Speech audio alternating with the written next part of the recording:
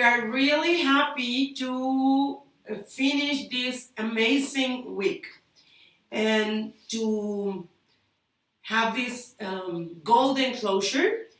We are so excited and honored hosting Parshuram. Parshuram is a person from Nepal, and he is here with us at LIX, the School of Creators.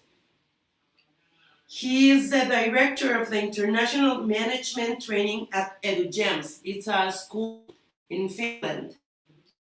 He has experience on environmental education, education for sustainable development, and climate change education. He was the founder and chairman and executive director of the Center for Environment Education, Nepal. He is talking with us today about what is he doing to help the planet and to change the education. Welcome, Parshuram. Thank you for being here with us. And it's all yours.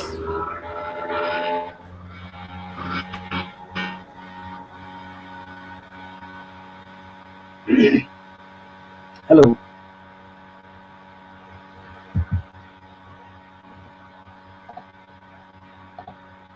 Hello. Hello.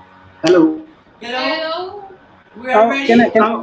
Yeah, I'm ready. I'm ready. Yeah. Perfect. We can start now. Okay. Okay. Thank you so much. So if you can put my slides on the thing, yeah, that's good. So thank you so much, everybody. Uh, I'll try to uh, move my slides.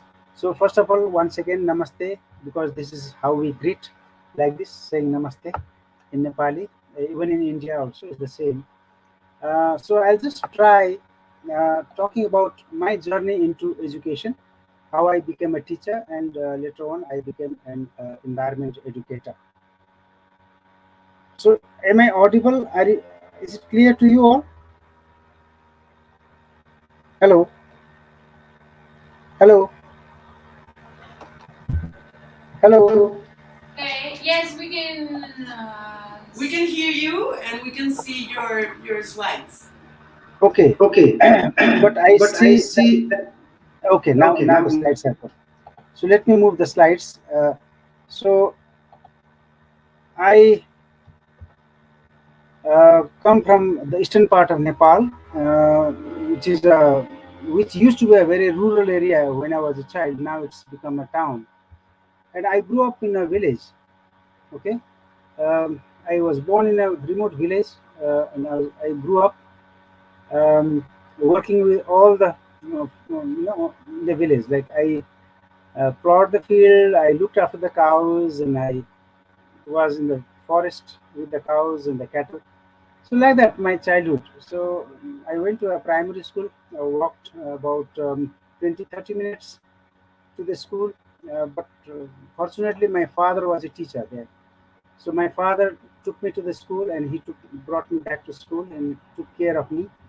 And a lot of things that I learned about teaching was through my father. So I happened to become a teacher mainly because my I saw my father as a role model. So later on, after I did my class 12, uh, plus two, we call it, after 12th grade, I joined teaching. Then later on, I again did my college things in a private way. So uh, in the school, I was inspired by my teachers who were really good. Some of them were really, really good. And one of the teachers, even today also, I had a chat with him. He's quite old now, and actually he inspired me to become a teacher. Actually, he was a very, very good teacher. So later on, I did my higher studies almost self-motivated. I did like distance mode, college and things like that. And I went to India for my 2 years of education course. After I taught So for 2 years, 1982 and 83. So I joined teaching in 1982 April, and 82 and 83 I taught. Then I went to India for my further studies on education for 2 years. Then later on I studied ecology from New Delhi, India, and also did my masters on sustainable development. But I was a teacher and also an school administrator, and I worked with an NGO also. So here it's there. So I was with an NGO as an environment educator since 1993 until 1998. Then I left that and I founded my own NGO called the Center for Environmental Education in 1999. And later on, about 12 years ago, I founded another organization called the Smart Minds, mainly to train teachers on ESD, Education for Sustainable Development, because I learned this skill from Scotland back in 1993. From Strathclyde University, I did a course on environmental education. So that was the main turning point. Until then, I was just a kind of a plain teacher, a trained professional teacher. But once I went to Scotland to study environmental education, then I realized that we have done so much. So much. I mean, we have extracted so much from the earth, but we have given hardly anything back to the earth, because we have only one earth, and if this gets spoiled, we will all suffer together. And environmental issues have no political boundaries. Anything that happens here in Nepal may affect Mexico tomorrow or any other part of the world the next day. So similarly, whatever happens in Mexico or in other part of the world can affect Nepal in no time.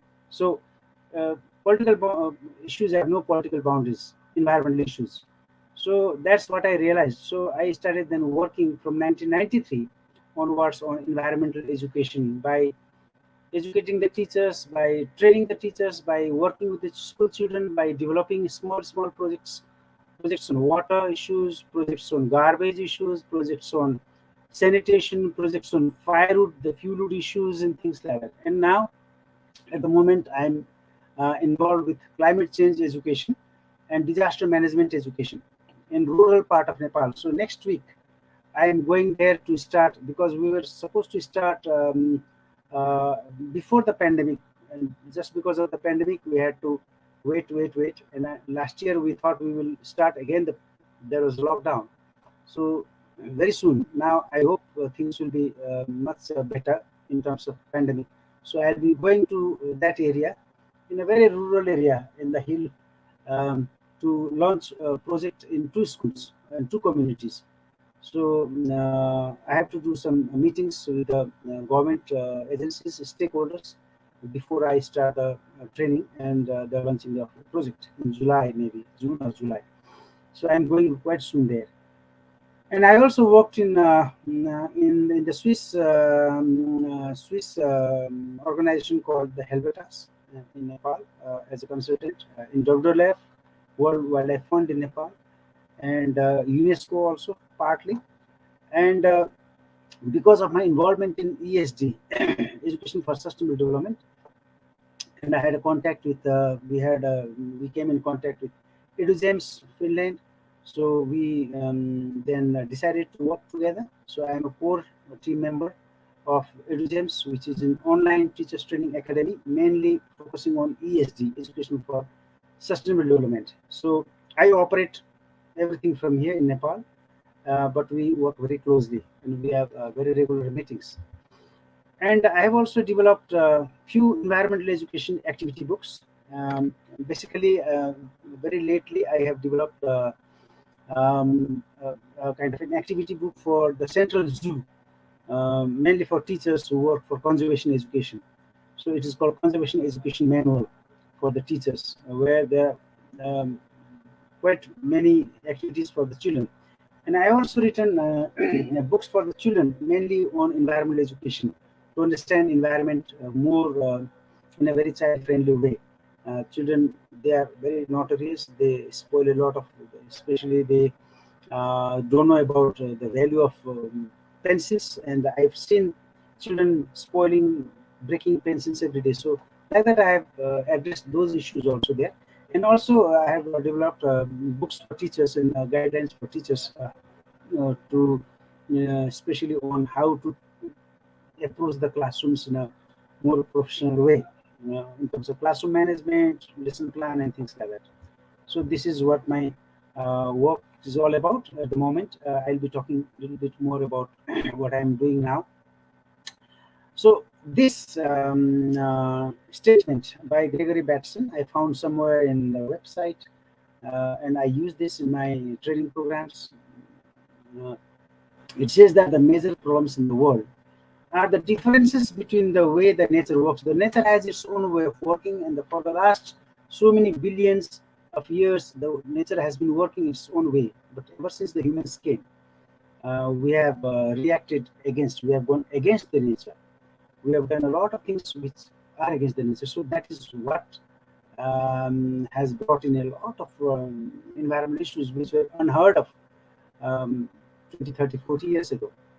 So when I was at school, in the school, high school, we never learned about climate change because there was nothing there at that time, about 40 years ago. But now it has become the world's most pressing issue. Um, so we have to really think about how we can work together, hand in hand, because we all belong to the same world, same earth.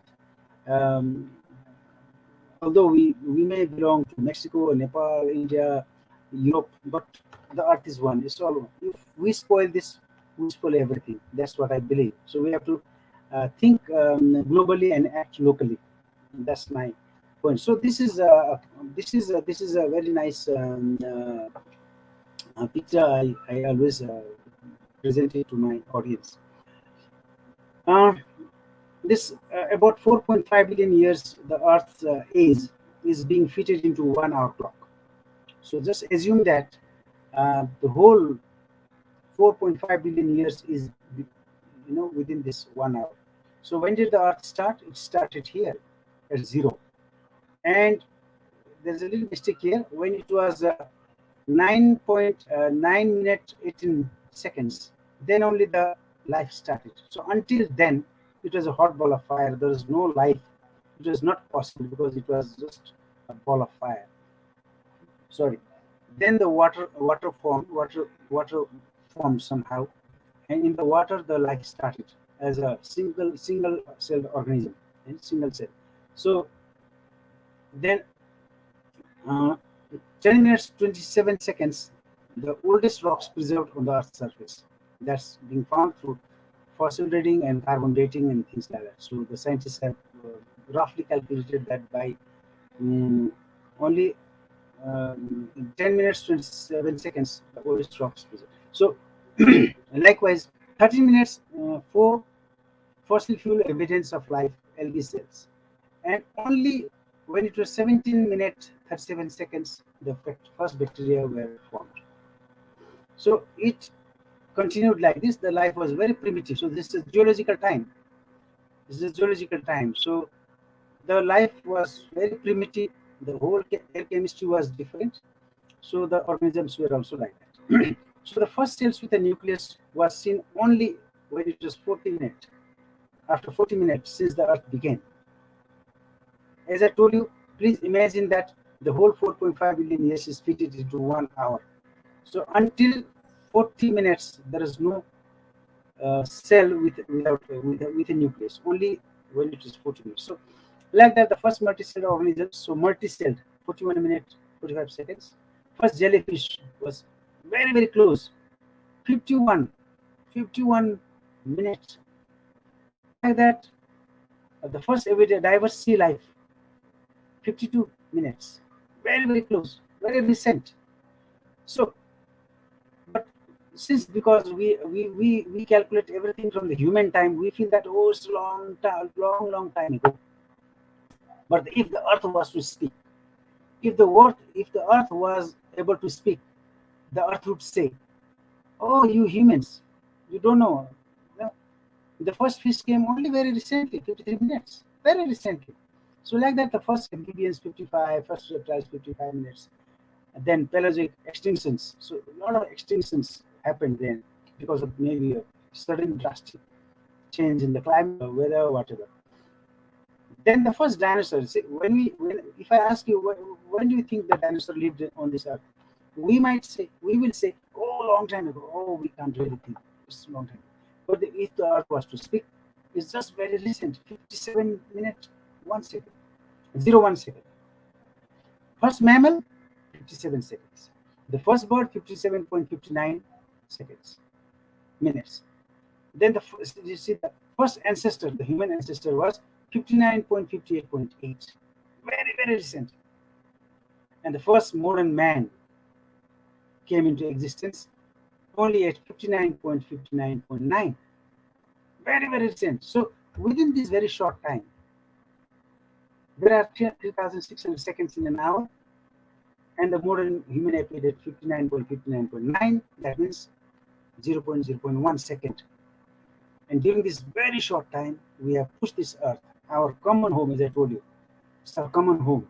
Suppose if we are meeting in the moon, suppose if we have a meeting in the moon, then we will all say that, oh, we belong there. Our home is the earth. We all belong to the earth. So we have to think from that level. And this earth has become so polluted. We have pushed this earth to the brink of exhaustion. So today we are drinking, breathing, and eating poison. Because the air that we breathe is of very low quality, especially in the city area, town area. Water, we never know. We always try to take best water, but we never know whether that's really, really clean and germ free. And we are eating poison because a lot of chemicals are being put, a lot of pesticides, a lot of chemical fertilizers are being put. So everything is going inside our body and it's remaining there. And one day when it has become too heavy for our body to just hold it, then it triggers any disease, any kind of disease. So any disease you have, you go to the hospital, they test the blood or the urine or the excreta, and they find that something is there. It's all because of our intake. So we are all consuming this poisonous things by breathing, eating, and drinking. Why has this happened? Is because of the human population growth. See, in 1950, the human population was about 2.5 billion only total, the world population in the red. So by 2050, let's see. So the the the population would is expected to cross 9 billion.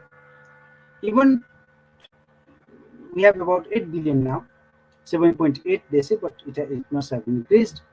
So even today we have a lot of issues because of the human population, because we have a lot of wants.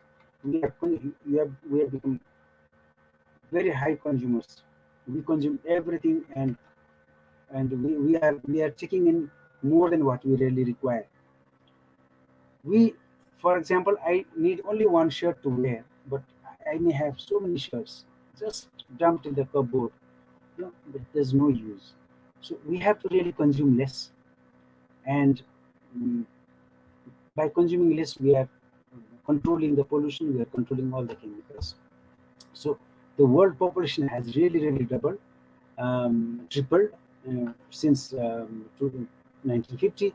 About 70 years ago, it was just 2.5 billion. So it has more than tripled at the moment. So we have to really think about it and consume less. Consume less.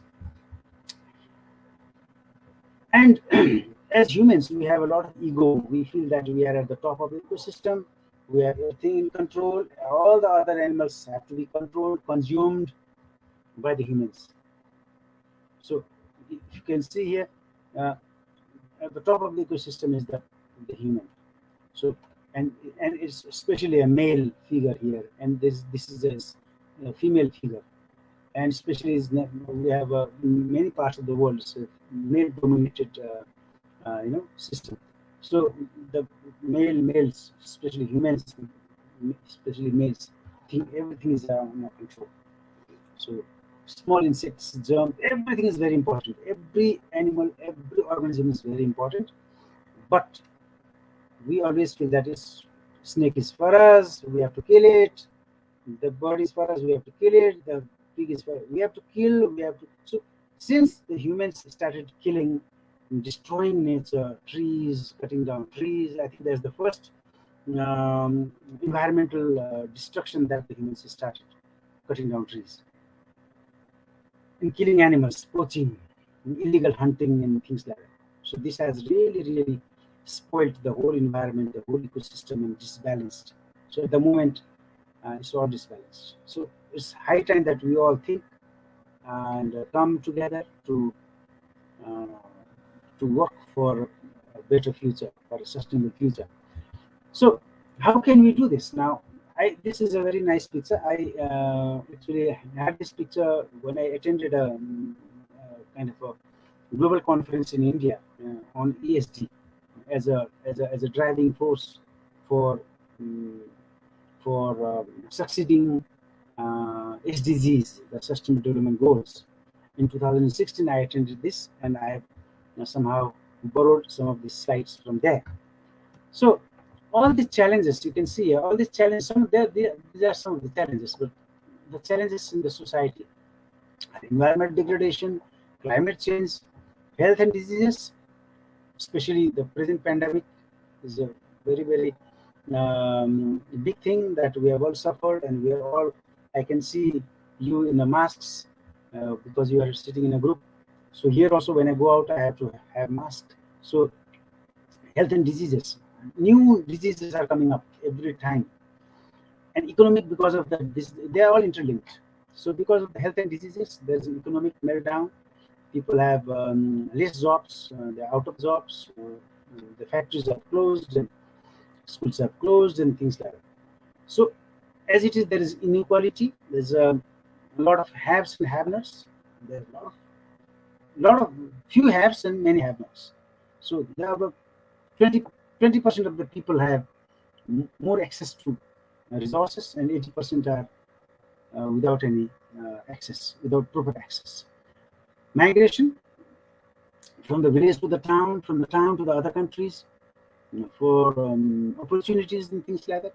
Sometimes, because of the war, there's a migration. As you can see in Syria and recently Ukraine, a lot of migration, a lot of running away from the country. Environmental refugees because of the unproductive land, they have to leave the place and things like that. And violence, I don't have to explain this to you because violence is everywhere. And this has become a very common thing. If you look at the newspaper, watch the television, there'll be about 80% of the news all about violence and all negative things. So, so all these things have to be now as teachers, because you are there as teachers, and I am talking to a group of good teachers there. And the only answer, the environmentalists have said that the only answer to all these issues in the world is education, but not the kind of education that we are doing now.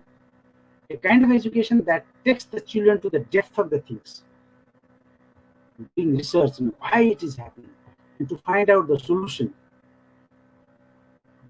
by having a kind of problem solving approach. So all these things we have to bring into the lesson plans to the classroom. We have to plan it properly in the school as a team and put it into the lessons with a live example, local examples, global examples. So I call it a glocal, GLOCAL, glocal, by connecting the local issues to the global issues, by uh, when we're talking about the global issues, connect it to the local issues. So all these examples.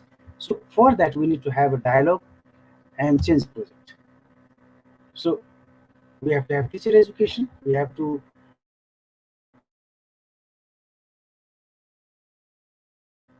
because you see UNESCO has very clearly stated to have few competencies for the teachers, a visionary teacher, things like that. So strategically planning teachers and things like that. And it has enforced, or it has suggested that all the teachers in the world need to be well versed on ESG by the year 2025, so that we can fulfill the Sustainable Development Goals by 2030. But because of the pandemic, I can assume that a lot of goals, out of 17 goals, a lot of goals are still in the negative side because of the pandemic. A lot of things could not happen. So they might rethink and revisit the whole the disease. So we have to have a new syllabus to tackle the current situation, local situation, make it more locally relevant, and use the methods, the modern methods, the practical methods, and use new approaches. Because, as Albert Einstein has said, that we cannot solve our problems with the same thinking we used when we created them, because we created a lot of, it's the human beings which has created the whole issue, a lot of issues that whatever we hear, it's all created by the humans, not by the other animals. And if we have the same thinking, we cannot think of solving anything. We have to change our mindset.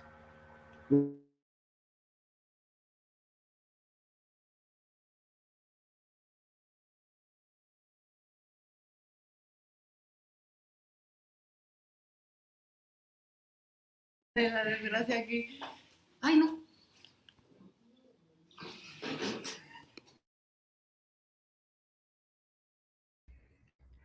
Hola comunidad Leaks, unos minutitos en lo que regresa nuestro invitado y los dejamos con la teacher Blanche y los Tinkers.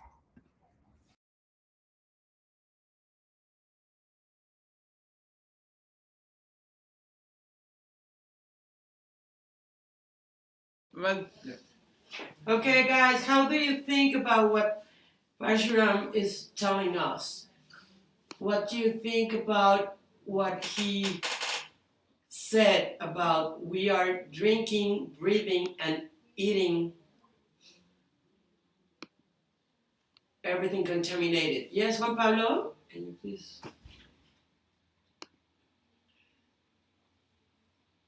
Exactly. You cannot solve a word with a word.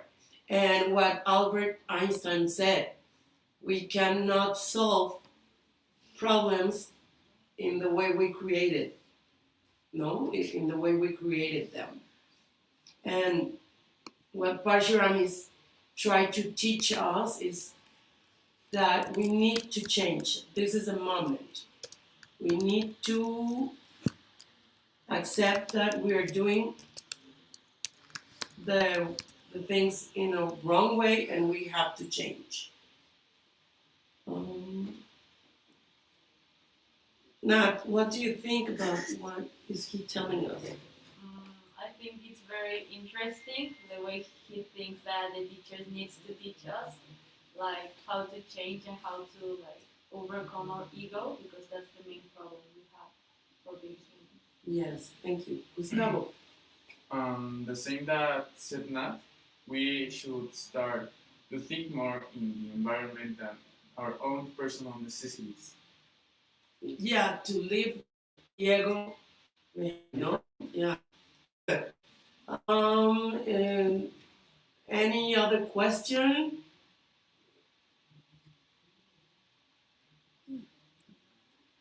No, okay. And guys, what do you think about this week? Have you been enjoying the activities? What about the lessons you're learning? What about the team you are working with? Would you like to share your experiences?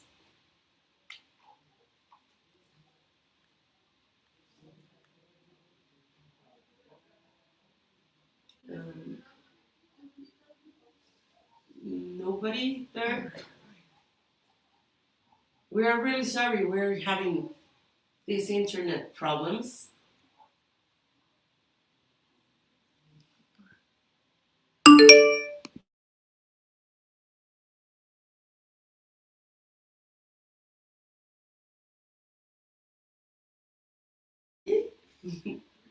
Okay, fun. That's the word. We learn by having fun. Yeah.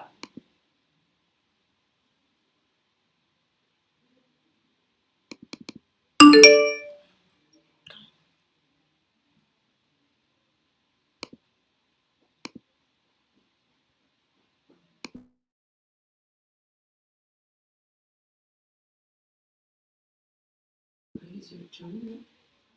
Okay, Nat. You said something about teachers. Yeah, I think that what Parshuram is doing is to like train the teachers to know what they should do about changing the environment for good. So I think that most of the task is for the adults, to teach the new generations to understand what is wrong, what are we doing wrong, and to overcome the problems with a new kind of way of thinking. Yeah, that's right. We as adults need to change to teach you, to convince you, to make you guys change, And I think he's coming now. Please, please. So there are few things like about five main points about people to end poverty and hunger in all forms and ensure dignity and equality. Planet is all about protecting the Earth's resources and ensuring that the climate is the temperature doesn't increase anymore. The prosperity is all about people having more access to economy and economically well off, everybody becoming rich. Then peace, because there is no peace now, we have to also foster peace and just society and partnership. We have to all work together. So these are some of the main points, critical importance, important points of SDGs. So what we do is we first give out problems and projects, and then the children do the group discussion. Then they do the research. Then they group discussion group wise. Then they prepare the project work, and they prepare the report, and they again come to the class. Then they talk to the teacher. The teacher compiles, and they have a mini lecture. Now sometimes they have an exhibition through, and they have also songs, poetry, and theater and all that. And we finish that with assessment. Again, we again go back to problem and assignments. And this is the Nepali curriculum here on the right side. So which talks about including STEAM approach, STEAM and or STEM approach. So according to the curriculum, what we have done is we have identified few projects that we are doing. So we have done water so far, waste management, urbanization, climate change. In some schools, they are doing energy, health. These are some of the themes of the project: forest, wildlife, culture, food and agriculture. So these are some of the things that themes that we have identified, and we are doing this with the schools. So few schools have done few 4 or 5 projects. So the schools which joined us late are maybe with energy or climate change. So the schools which joined us in the beginning must have done quite a lot. And my program officer does all this. She does all this work. So, after doing the project, how do the children report? Is by writing reports, by having case studies, research studies, by taking photographs, by making scrapbooks, making videos, short videos on the issues. Then also, if possible, writing letters and to the local leaders and stakeholders about the issues by creating awareness. And they also try to do some of the things at home by, like for example, consuming less water, or you know going for shopping without with a bag, with a cloth bag, things like that.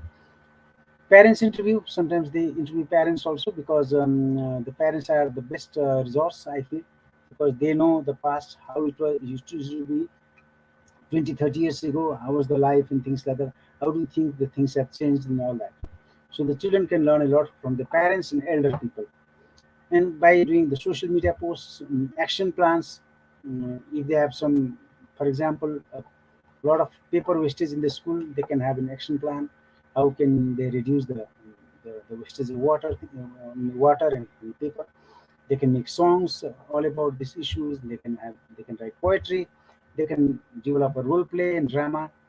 And they can write education clips by posting it into the social media. And they can also write imaginative writing.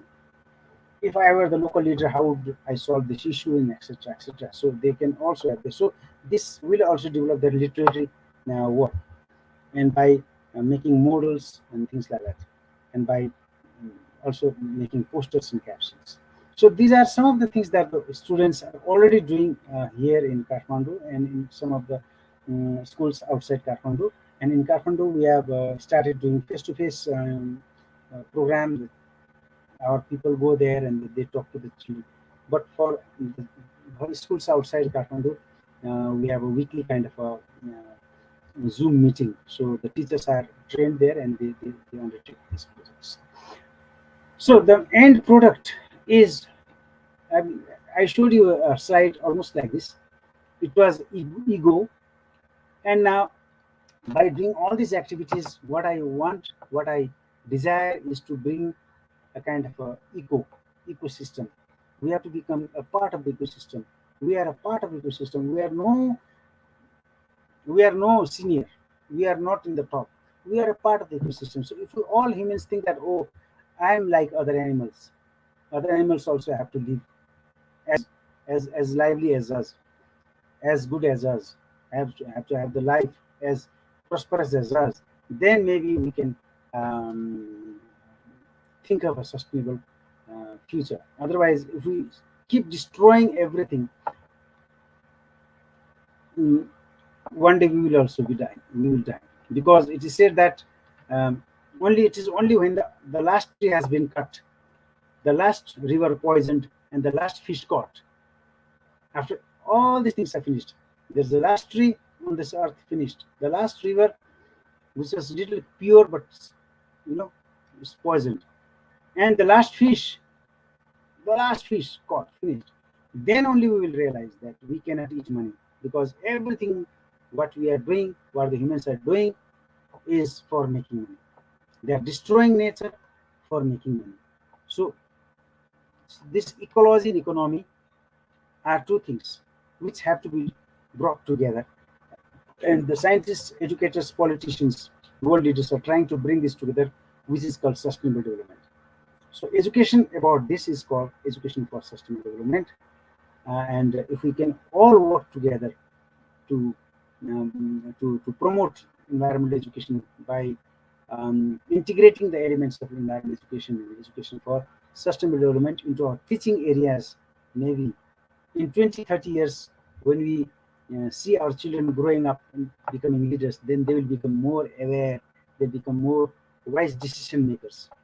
Otherwise, we will be blind because anybody who misses environmental education and ESD today will become blind individuals tomorrow in thought and actions. So with this, I end my slides. Thank you so much.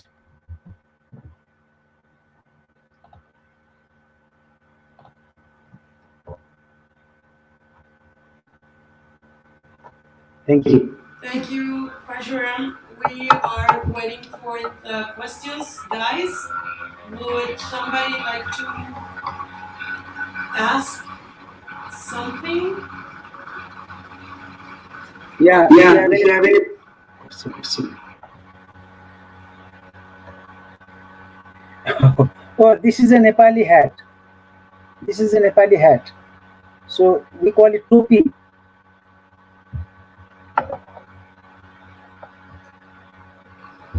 Okay, thank you. Okay, thank you So for this your. is So this a is this a is this is this is this a symbolic Mount Everest. So you can see there's a mountain here. good. Thank you. Okay, Santiago, fourth grade. He's from fourth grade, and he's asking why your idea to help the planet. Why? Um, Um, can you just please type it out because I can't hear properly.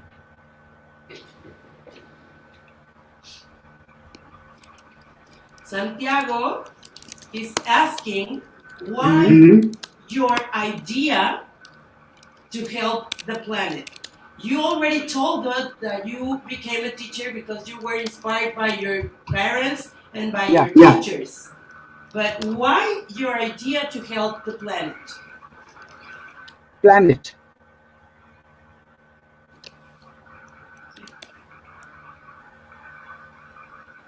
I can't I hear can't hear properly. properly. Okay, no, Oh, yeah, thank you.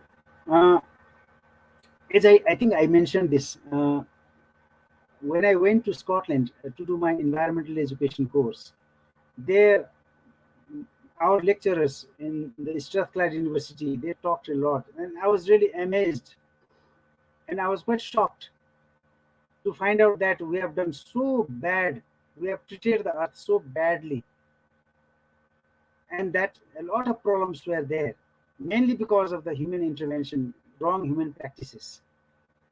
So since then, I felt that I must do something, and I realized that it is only education which can really um, put in all the positive values into the child's mind, because all the things that we are doing, all the activities that we are doing is starting from here, mind. So before you ask anybody to hold the broom to clean, we have to clean the mind.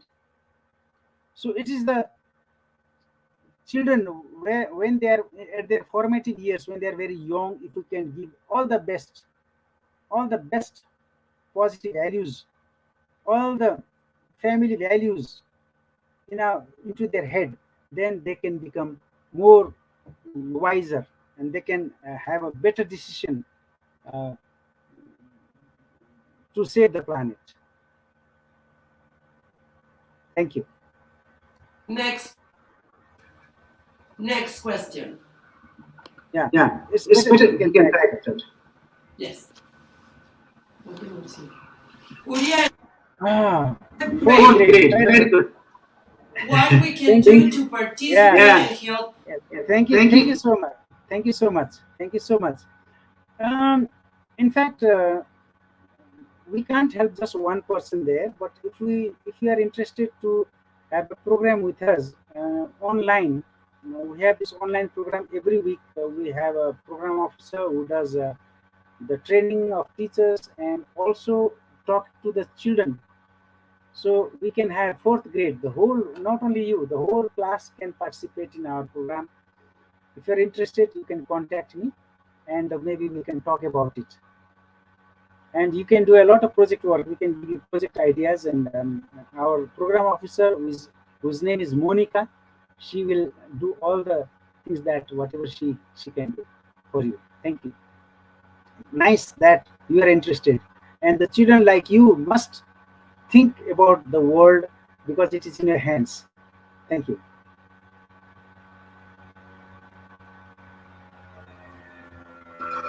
Next question. Camilo from first Yeah, grade Yeah, junior I can. high. I can see I can the see question that. there. What do you like the most? Um, I always feel that teaching is the people think that teaching is very boring, but I feel that teaching is the most important job in the world, most important work, because uh, when you are teaching, you are handling the world's most complicated machine, most complicated and wonderful machine, that is the mind. So it is very difficult, but it's very interesting to handle the mind and to give positive values. And I feel that the whatever happens tomorrow in the world, whatever happens in the world tomorrow, largely depends on what we write on the blackboard today. So what we do today can in the classroom can determine tomorrow's world. So that way, I feel that teachers work is very important. I'm a very proud teacher. Thank you.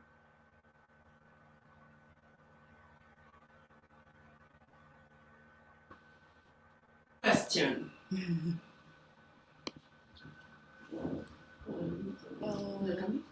Sí.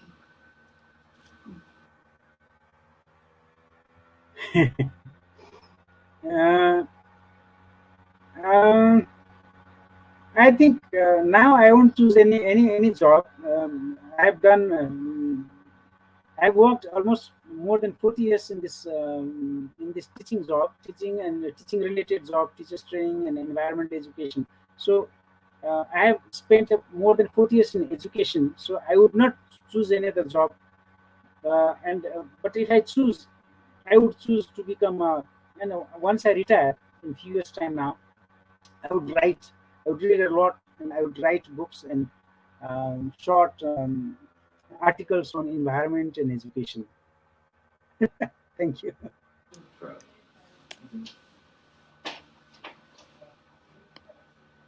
Okay, next question. Here, Gustavo at the set. Um, I haven't worked so much with other countries, but I always urge, because I have done few conferences like this, few sessions on environmental education. I have always urged, and I always like to urge to include environmental education and education for sustainable development in teaching, because UNESCO has, as I told you earlier also, UNESCO has a very important document on education, and it has told that anybody who is in the teaching profession must have the ideas of ESG.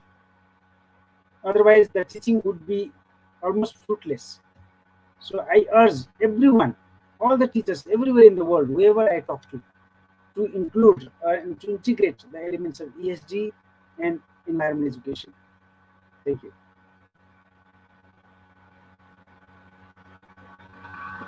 Last question.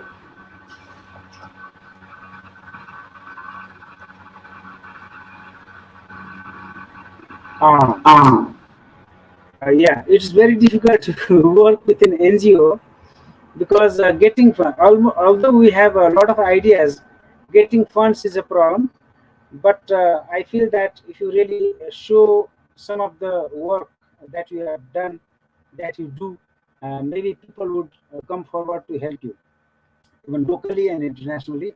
In fact, I have a very little experience of working with the NGO that I have established. It's very difficult, really, yes. And people think that oh, everything is fine, especially environmental thing. Everything is fine. Why should we reduce environmental education? But we have to convince them. It takes time. It is a hard job to convince people to get funds. And it's not only funds. We have to really become selfless and do something. Keep doing something small, small, small things. Personally, at the personal level. Thank you.